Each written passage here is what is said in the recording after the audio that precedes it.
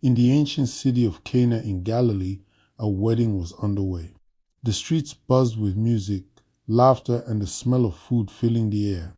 Families gathered, friends shared stories, and the celebration promised to last 4 days, as was tradition.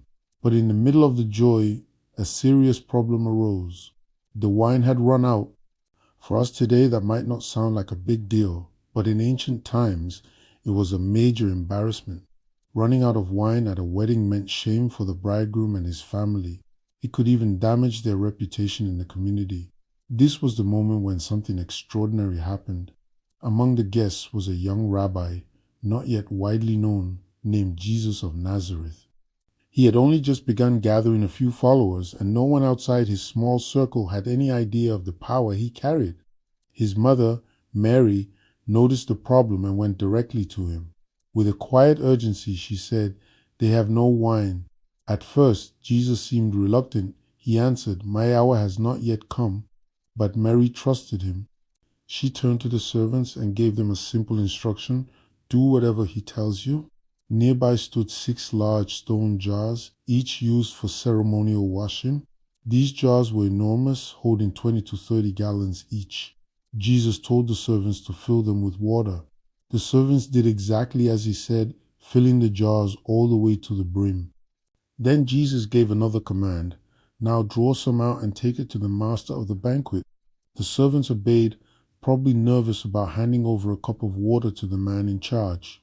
But when the master tasted it, everything changed. Lower tone. The water was no longer water. It had become wine-rich, deep, and better than any wine served so far.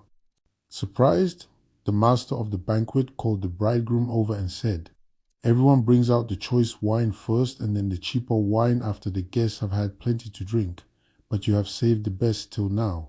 Only the servants, Mary, and the few disciples knew what had truly happened.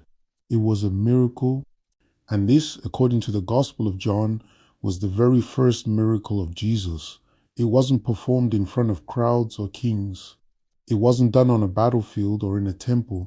It happened quietly in a small town wedding to save a family from shame and to bring joy to a celebration. This miracle wasn't just about turning water into wine. It carried a deeper meaning. It showed that Jesus' power could transform the ordinary into the extraordinary, that he could take something as common as water and turn it into something valuable and full of joy. For his disciples, this moment revealed his glory for the first time, and they believed in him more deeply.